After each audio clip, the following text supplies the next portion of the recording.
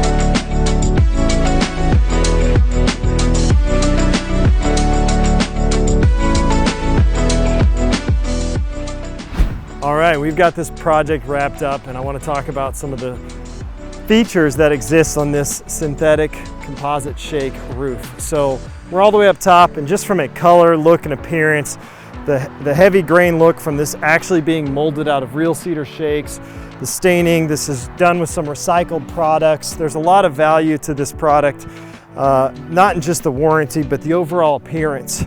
Cool feature that I personally like is over the life of a cedar shake roof, the ridge cap shingles often split because they're nailed together, two pieces, and over time they age and they split. The ridge is a solid piece on this system, and that's great. And as we move down, you'll get another good shot of the color and just the overall appearance and look.